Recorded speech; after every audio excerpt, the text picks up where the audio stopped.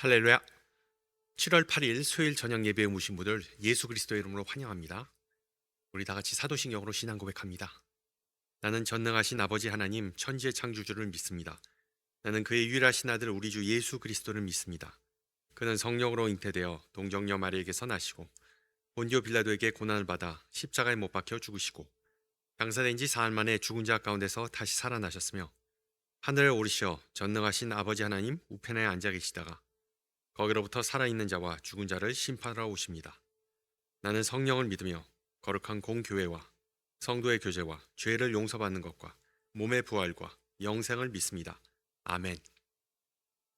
우리 다 같이 찬송가 88장 하시겠습니다. 88장이고요. 예전 찬송가도 88장입니다. 내 진정 사모하는, 우리 함께 찬양합니다.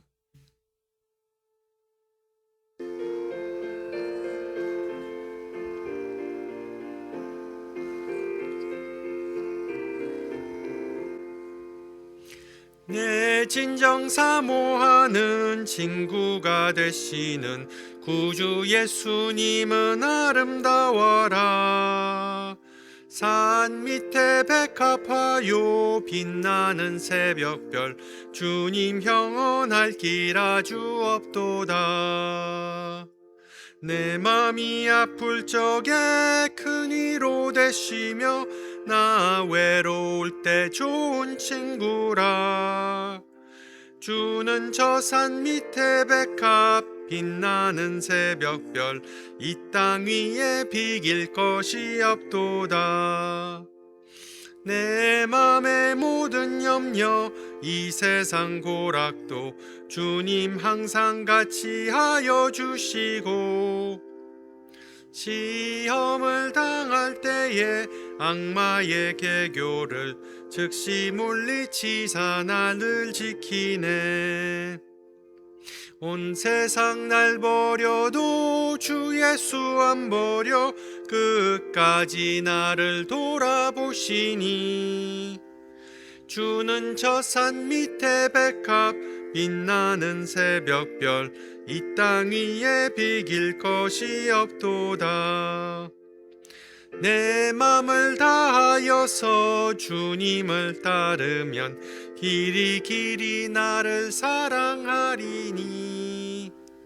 물불이 두렵지 않고 장검도 겁없네.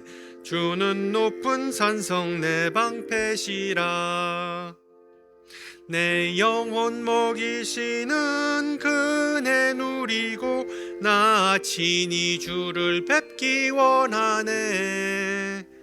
주는 저 산 밑에 백합 빛나는 새벽별 이 땅 위에 비길 것이 없도다. 아멘. 네, 하나님께서 오늘 저녁 우리에게 주신 말씀 마태복음 10장입니다. 마태복음 10장 5절에서 13절.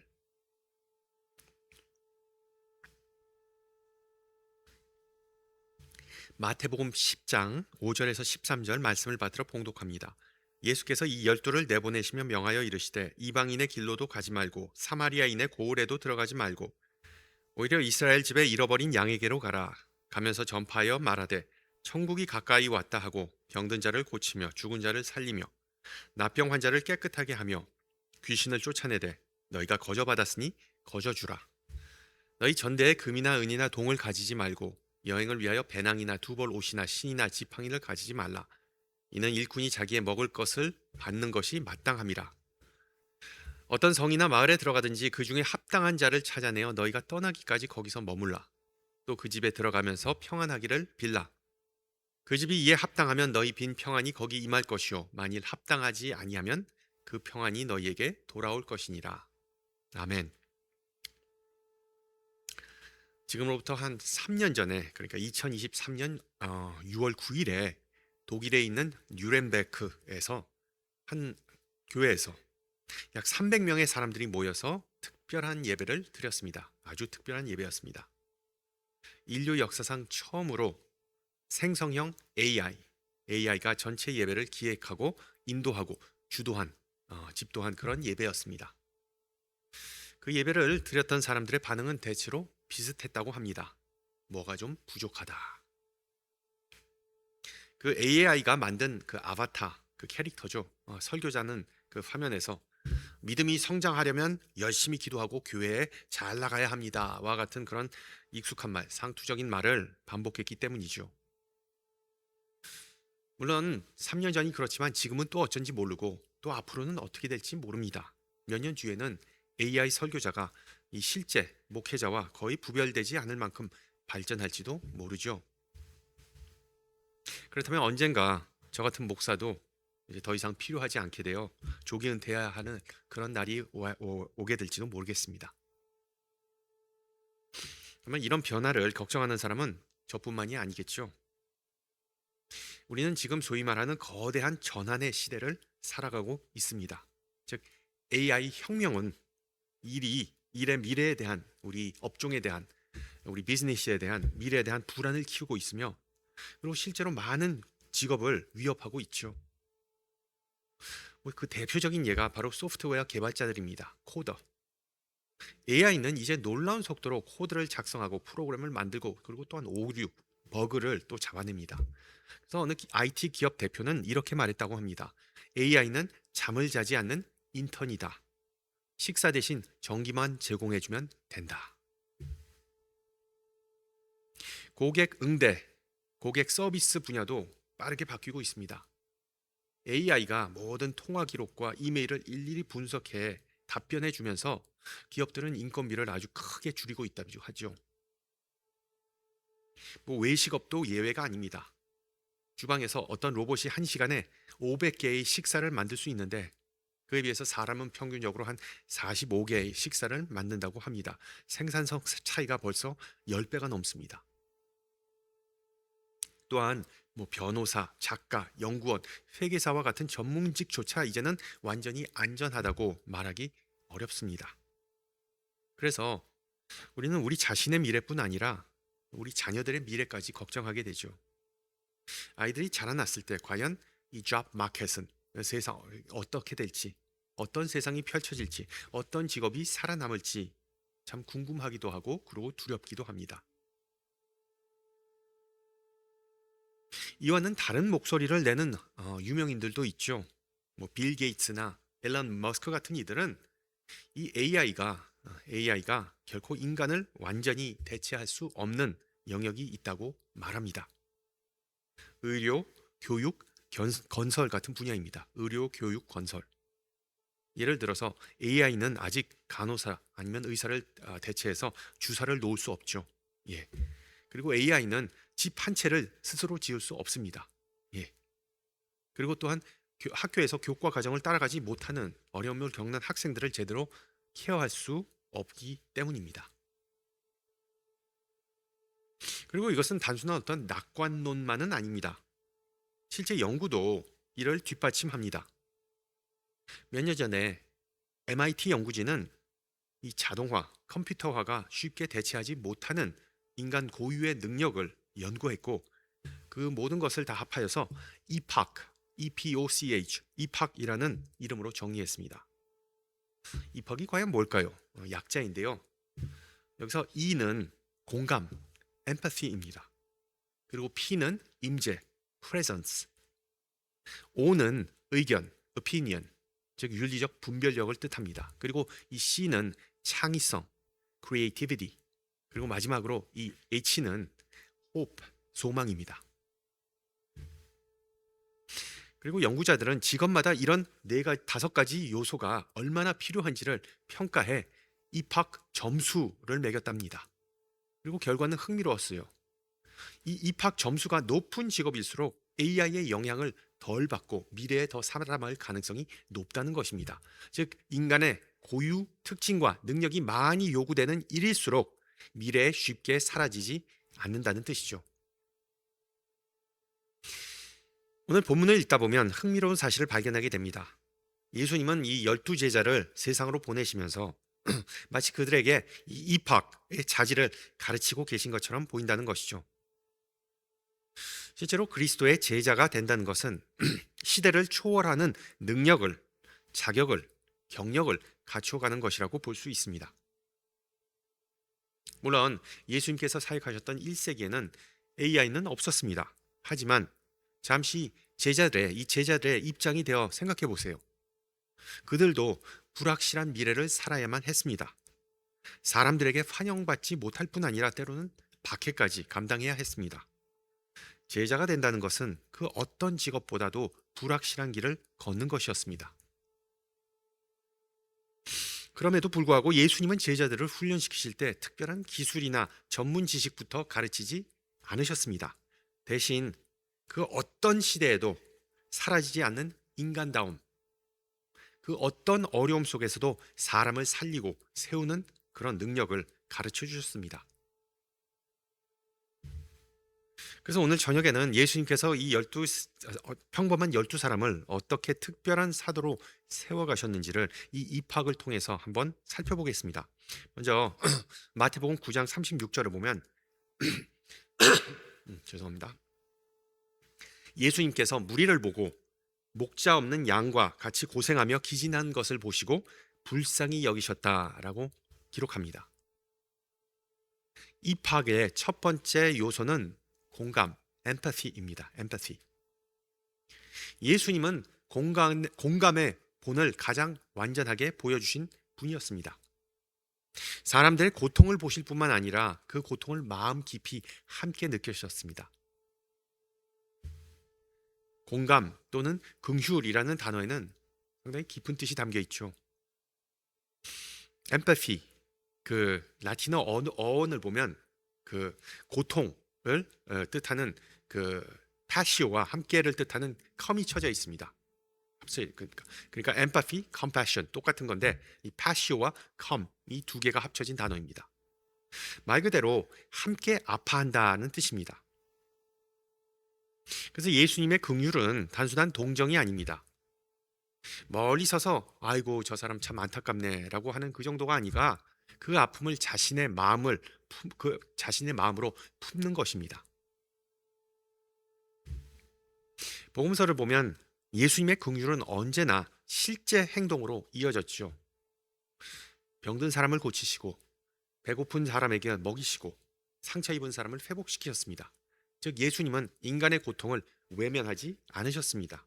그 아픔을 보고 그 아픔을 덜어주기를 완화시키기를 원하셨습니다. 그리고 중요한 것은 예수님께서 우리에게도 이와 같은 삶을 요구하신다는 사실이죠. 예수님은 단지 우리를 긍휼히 여기는 사람에 그치지 않고 우리도 다른 사람을 긍휼히 여기며 살기를 원합니다. 주변 사람의 아픔을 이해하고 그 짐을 함께 지며 실제로 도움이 되는 사람이 되기를 예수님은 원하십니다. 그리고 분명히 이것은 이 AI가 결코 흉내낼 수 없는 영역입니다. AI는 정보를 분석할 수는 있어도 사람을 사랑할 수는 없죠. 감정을 흉내낼 수 있어도 진심으로 공감할 수는 없습니다. 공동체를 세울수록 진정한 관계를 맺을 수도 없습니다. 공감은 하나님께서 인간에게 주신 고유의 특별한 선물입니다. 그 다음으로 예수님은 12제자에게 이렇게 말씀하십니다. 이방인의 길로도 가지 말고 사마리아인의 고을에도 들어가지 말고 차라리 이스라엘의 집에 잃어버린 양에게로 가라. 입학 전략의 P는 두 번째 레터 P는 바로 presence입니다. presence, 임재. 예수님은 제자들이 바로 이 임재의 사역을 배우고 실천하기를 원하셨습니다. 잘 보시면 예수님은 제자들을 특정한 사람들에게 먼저 보내셨죠. 이방인도 사마리아인도 아닌 이스라엘 집에 잃어버린 양들, 곧 유대인들에게 먼저 보내셨습니다. 왜 그랬을까요? 혹시 편견 때문이 아니셨을까요? 저는 그렇게 생각하지 않습니다. 이것은 차별이 아니라 어떤 효과적인 선교 전략이었습니다. 생각해 보세요. 제자들도 사람이었기 때문에 동시에 모든 이들을 다 섬길 수 없었습니다. 먼저 한 집단에 집중하고 한 공동체 안으로 깊이 들어가야 했습니다. 훗날 이방인과 그리고 사마리아인도 복음을 듣게 되겠지만 현재로서는 제자들의 첫 파송이었기에 순서가 있었던 것이죠. 그렇다면 이 임재, presence ministry, 임재의 사역이란 과연 무엇일까요? 예전에 어느 선배 목사님이 들려준 이야기가 있습니다. 심한 우울증 증세를 앓던 한 남성이 어느 날 아내를 총으로 위협하면서 스스로 목숨을 끊으려 했다고 합니다. 그래서 경찰이 오기까지, 그리고 그 남자를 다행히도 그 불미스러운 일이 일어나진 않았는데 그 남자를 제지하기까지 몇 시간 동안 긴박한 상황이 이어졌고, 그 줄다리기 끝에 그 아내는 그 큰 충격을 받았습니다.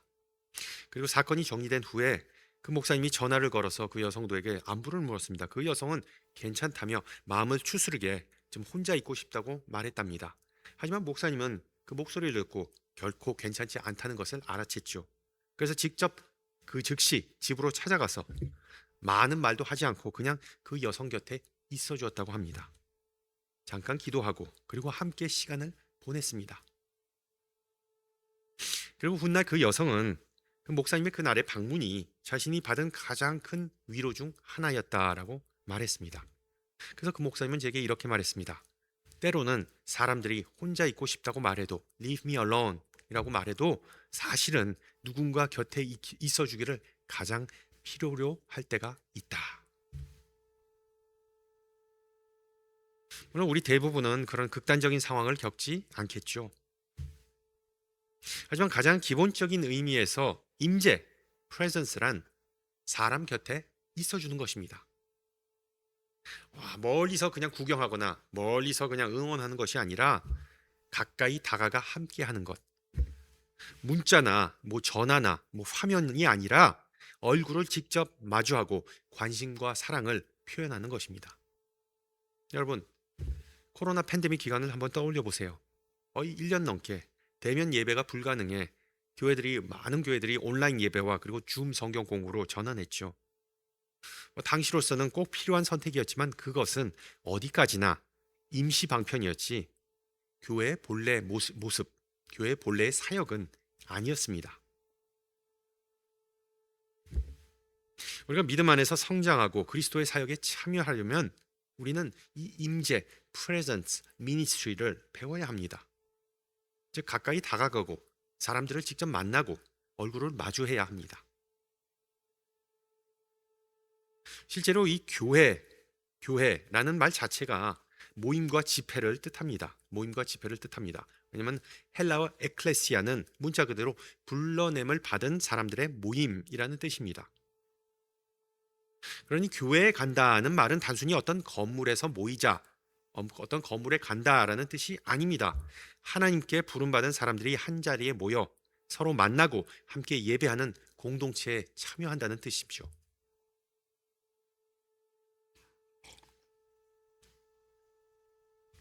그리고 예수님은 제자들에게 바로 이런 사역을 맡기셨습니다. 가면서 전파하며 말하되 천국이 가까이 왔다 하고 병든 자를 고치고 죽은 자를 살리며 나병 환자를 깨끗하게 하며 귀신을 쫓아내라. 보다시피 복음을 전하고 사람을 치유하는 그것은 가상 공간에서 이루어지지 않습니다. 사람들을 가운데로 들어가야 하고 그들의 삶 속으로 찾아가야만 합니다. 즉 얼굴을 마주하고 함께 울고 함께 기뻐해야 합니다. 제자들은 임재를 배워야 했고 오늘날 우리도 마찬가지죠. 자, 그 다음은 오피니언입니다. 여기서 오피니언은 단순한 의견이 아니라 윤리적 판단, 바른 분별력을 뜻합니다. 사람마다 다 생각이 다르죠. 성격도 가치관도 다르기에 우리는 매일 크고 작은 판단을 하며 살아갑니다. 무엇이 옳은지, 무엇이 더 중요한지, 어떤 길을 택해야 하는지를 끊임없이 결정하게 됩니다. 하지만 솔직히 말해 인간이 언제나 현명한 결정을 내리는 것은 아니죠. 인간은 항상 자기 코앞만 보기 때문에 그 먼 곳을 바라보지 못하고 못하는 그런 우를 범합니다. 여러분, 아담과 하와를 보세요. 이 선악과를 먹으면 더 지혜로워질 것이라고 믿었지만 그 선택은 결국 비극으로 이어졌습니다. 그런데 우리가 아담과 하와의 이야기 속에서 우리가 잘 보지 못하는 또 하나의 교훈이 있습니다. 그것은 즉 인간은 선택의 과정을 통해 시행착오를 통해 지혜로워진다는 것입니다. 옳은 결정뿐 아니라 잘못된 결정은 다 인생의 밑거름이 됩니다. 특히 성공보다 실패해서 때로는 큰 대가, 희생을 치르면서 더 많이 배우는 경우가 있죠. 인공지능, 이 AI도 시행착오를 거쳐 배운다는 것으로 배운다고 알려졌습니다. 어느 정도는 맞습니다. 근데 정확히 말하면 이 AI는 자기가 하는 실수에서 배우는 것이 아니라 인간이 남긴 데이터와 인간의 실수, 그리고 인간이 고쳐주는 부분을 다 종합해서 배웁니다. 즉 AI에게는 스스로 선악을 분별하는 도덕적 나침판이 없습니다. 인간이 제공한 정보와 지침안에서 그런 패턴을 학습할 뿐이지 스스로 가치 판단을 내리는 것이 아닙니다. 이미 인간이 내린 판단을 더 잘 정리해서 반영하는 것뿐입니다.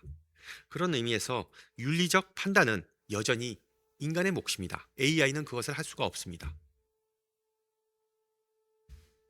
바로 이 점에서 예수님의 말씀을 주목해 보세요. 또 그 집에 들어가면서 평안하기를 빌라.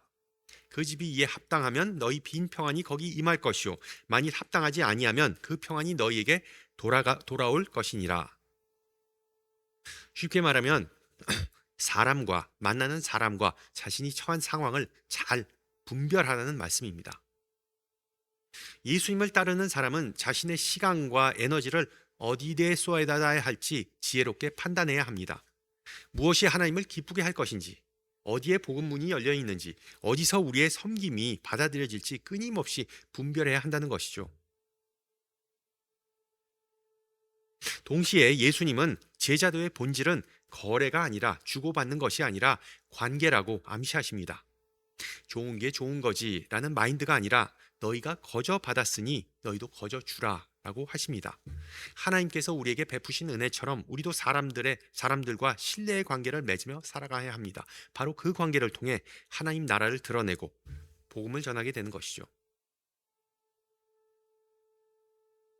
그 다음은 C, 창의성, creativity입니다. 우리는 종종 한 가지 사실을 잊고 삽니다. 하나님께서 우리를 자신의 형상대로 만드신 이유 중 하나는 우리 인간 역시 창조적인 존재로 살아가게 하시려는 것이었습니다. 우리는 비록 창조주는 아니지만 창조주의 그 모습을 우리가 일상생활 속에서도 보여줘야 한다는 것입니다. 하나님께서는 혼돈 가운데 질서를 세우시고 그리고 아름다운 세상을 만드셨죠. 그리고 우리에게도 그 세상을 다스리고 가꿀 사명을 맡기셨습니다. 이는 이 창조된 세상을 마음대로 사용하라는 뜻이 아니라 주신 자원을 선하게 사용해 사람들에게 유익을 가져다 주고 그리고 아름다운 열매를 맺으라는 그런 큰 픽처였죠. 큰 그림이었습니다. 그래서 어떤 직업을 우리가 가졌든 어떤 자리에서 섬기든 우리는 모두 다 하나님의 창조 사역에 동참하도록 부름받았습니다. 하지만 솔직히 말해 자신을 창의적인 사람이라고 생각하는 이들은 많지 않죠. 대부분 그냥 하루 벌어서 하루 먹을 거 산다, 하루 살기 위해서 먹는다, 일한다, 그 정도로 생각합니다. 대부분은 저는 예술가도 아니고 혁신가도 아니래요 라고 말할 것입니다. 또한 이런 질문이 나올 수 있습니다. 그렇다면 정말 교회에 창의성이 필요할까? 특히 유교적 문화가 지배적인 한국 교회에서 창의적인 사람, 그런 사람은 재수 없는 사람, 잘난 체 하는 사람, 말 많은 사람으로 오해받기 일쑤입니다. 일 벌리는 사람. 이에 대해 리더십 전문가 마거릿 휘틀리는 이렇게 말했습니다. 조직이 가장 두려워하는 변화와 혼란, 결핍이야말로 창의성의 가장 중요한 원천이다. 그렇습니다. 창의성은 익숙한 틀을 깨뜨리는 데서부터 시작합니다. 그리고 때로는 불편함, 심지어 아픔을 감수해야 하죠. 그래서 예수님께서 제자들에게 요구하신 것도 바로 그런 삶이었습니다. 넉넉히 다 누릴 거 누리면서 그냥 선교여행을 하라, 그게 아니었죠. 전대에 금이나 은이나 동을 가지지 말고 여행을 위하여 배낭이나 두벌 옷이나 시나 지팡이를 가지지 말라. 그냥 맨손으로 가라는 뜻이었습니다. 여러분, 돈 없이 여행 가면 고달프죠. 서러울 수도 있습니다. 뭐 선교 여행도 더 마찬가지입니다. 특히 오지에 가면. 근데 만약에 예수님의 제자들처럼 정말 빈손으로 떠나야만 했다면 그러기 위해서는 정말 엄청난 믿음이 필요했고 동시에 놀라운 창의성도 필요했겠죠. 즉 제자들은 길에서 만나는 사람들을 통해 하나님께서 필요를 채워주실 것을 믿어야만 했습니다. 또한 예수님이 이렇게 말씀하십니다. 보라, 내가 너희를 보냄이 양을 이리 가운데로 보냄과 같도다. 그러므로 너희는 뱀같이 지혜롭고 비둘기같이 순결하라. 앞서 말씀드렸듯이 제자들에게는 세부 여행 계획도 또한 안전장치도 없었습니다. 보험도 없었습니다. 오직 예수님의 말씀과 지혜뿐이었습니다. 상황에 따라 길을 찾아가며 매 순간순간마다 하나님을 의지해야만 했습니다. 어찌 보면 가장 창의적인 신앙생활을 해야만 했던 것이죠. 문제는 평상시에 먹고 살만하고 정말 모든 게 무난히 돌아가고 있으니까 우리 대부분이 자신을 창의적인 존재라고 생각하지 않는다는 것입니다. 그래서 하나님의 능력 또한 적극적으로 의지하지 않는다는 것이죠. 물론 예상치 못한 어려움이 찾아올 때 그리고 또한 내가 가진 자원이 부족해질 때 도저히 답이 보이지 않을 때가 있습니다. 그때야 비로소 우리는 하나님의 지혜를 구하기 시작하고 어이구 주님 나 좀 도와주십시오. 그 고백을 하면서 하나님께서 우리에게 주신 가능성과 능력을 때로는 새롭게 발견하기도 합니다. 맞습니다. 그러나 신앙인의 창의성은 이처럼 위기 상황에서만 꺼내 쓰는 어떤 비상 장비가 아닙니다. 하나님께서 우리에게 주신 창의성은 일상 속에서 날마다 사용하도록 주신 선물입니다. 우리는 그 어떤 상황 속에서도 주어진 기회를 선하게 활용하며 살아가도록 부름받은 그런 사람들입니다. 마지막으로 H, 즉 소망입니다. Hope. 한 설문조사에 따르면 2017년, 거의 10년 전이죠. 2017년에 미국인의 59%, 거의 60%가 지금이 우리나라 역사상 가장 어려운 시기라고 답했는데 2025년 작년에는 그 비율이 무려 67%까지 올라갔다고 합니다. 거의 한 9년, 8년 만에 60에서 67%로 올라갔죠. 오늘날 많은 사람은 지금이 제2차 세계대전 때나 9/11 직후 혹은 글로벌 금융보다 위기 때보다 더 힘든 시대라고 느낀다는 것입니다. 여러분 어떻게 생각하시나요?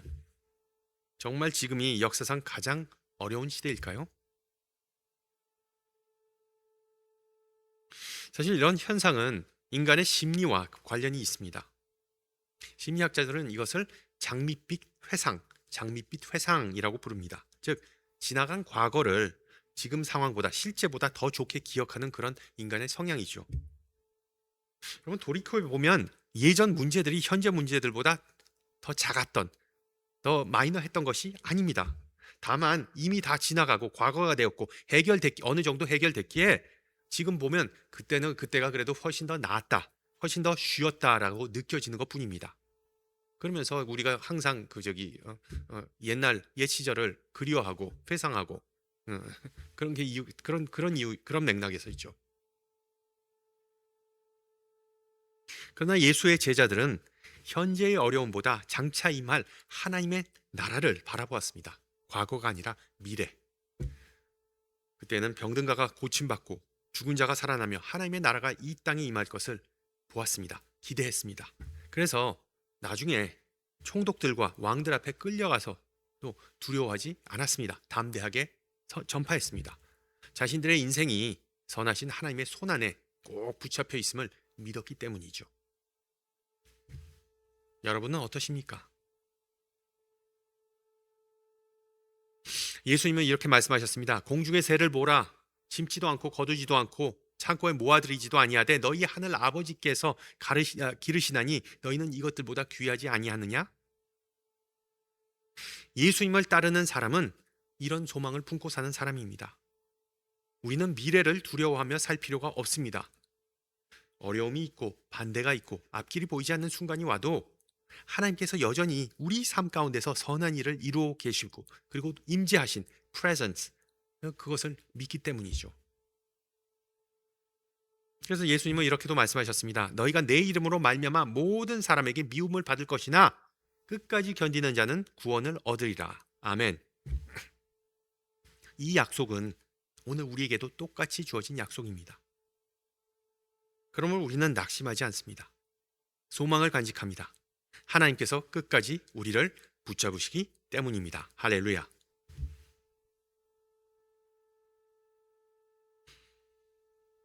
제자도에 관해 이런 유명한 말이 있습니다. 교회가 당신 없이는 돌아가지 않을 것이라 생각하지 마십시오. 다시 한번 말씀드릴게요. 교회가 당신 없이는 돌아가지 않을 것이라고 생각하지 마십시오. 교회를 열심히 섬기는 사람일수록 나 없으면 안 된다라는 그런 함정에 빠지기 쉽습니다. 물론 이는 여러분이 중요하지 않다거나 쉽게 다른 사람으로 대체될 수 있다는 뜻도 아닙니다. 다만 우리가 겸손해야 된다는 뜻이죠. 왜? 하나님은 우리가 존재하기 전에, 사역하기 전에 훨씬 전부터 일하셨고 우리가 이 세상을 떠난 후에, 죽은 후에도 계속해서 일하실 분입니다. 사실 우리가 예수님을 선택하기 전에 예수님께서 우리를 먼저 선택하시고 부르셨습니다. 분명 AI는 많은 사람에게 미래에 대한 불안과 걱정을 지금 안겨주고 있습니다. 앞으로 많은 직업이 분명히 사라질 것이고 그리고 세상은 지금과는 전혀 다른 모습으로 바뀔 수도 있습니다. 그러나 그리스도를 따르는 사람들의 가장 중요한 사명은 결코 사라지지 않습니다. 오늘도 예수님은 입학의 삶을 살아가는 제자를 찾고 계십니다. 즉 공감하는 사람, 함께하는 사람, 바른 판단을 하는 사람, 창의성을 발휘하는 사람, 그리고 소망을 품고 살아가는 사람을 부르십니다. 그리고 감사하게도 예수님은 완벽한 사람을 찾지 않으십니다. 모든 능력을 갖춘 만능 인재를 찾지 않으십니다. 높은 입학 점수를 가진 사람만 눈여겨보지 않으십니다. 예수님께서 처음 부르신 제자들도 이 세상의 기준으로는 정말 특별한 인재들이 아니었죠. 오히려 평범했고 부족했고 자격이 없었습니다. 그러나 위대한 스승이신 예수님은 그런 사람들을 부르셔서 놀라운 일을 감당하게 하셨습니다. 오늘도 주님께서는 우리를 통해 똑같은 일을 이루기를 원하십니다. 그 은혜가 우리 모두에게 함께하기를 축원합니다. 함께 기도합니다. 은혜로우신 하나님 아버지, 오늘 주신 말씀을 통해 우리를 세상에서 성공한 사람이 아니라 주님께 충성된 사람으로 부르셨음을 감사합니다. 12 제자와 믿음의 선배들처럼 주님은 평범한 사람을 부르시고 필요한 것을 채워주시어 하나님 나라를 위해 사용하시는 그 은혜를 우리에게 베푸셨습니다. 그리고 우리는 그 은혜를 찬양합니다. 주님, 우리를 비록 제자로 불러주셨지만 지금까지 우리 자신의 힘과 지혜를 의지하며 살아왔음을 고백합니다. 모든 것을 스스로 해결할 수 있다고 생각했던 그 교만함을 내려놓게 하시고 주님의 능력은 인간의 강함이 아니라 연약함 가운데 더욱 온전히 드러난다는 사실을 기억하게 하옵소서. 어린이가 부모를 신뢰하듯 우리도 주님의 섭리와 인도하심, 변함없는 사랑 안에서 굳건히 살아가게 하옵소서. 이제 우리를 세상으로 보내셔서 상처 입은 이들을 긍휼히 여기게 하시고 우리 곁에 보내신 사람들을 사랑으로 섬기게 하시며 날마다 바른 판단과 지혜를 허락하시고 맡겨진 사명을 기쁨으로 감당하게 하시고 그 어떤 상황에서도 주님을 신뢰하는 소망 가운데 굳게 서게 하옵소서. 우리의 구세주 되신 예수 그리스도의 이름으로 기도합니다. 아멘. 네, 예배를 마쳤습니다. 평안한 한 주 되시고요. 다음 주 이 시간에 뵙겠습니다. 샬롬.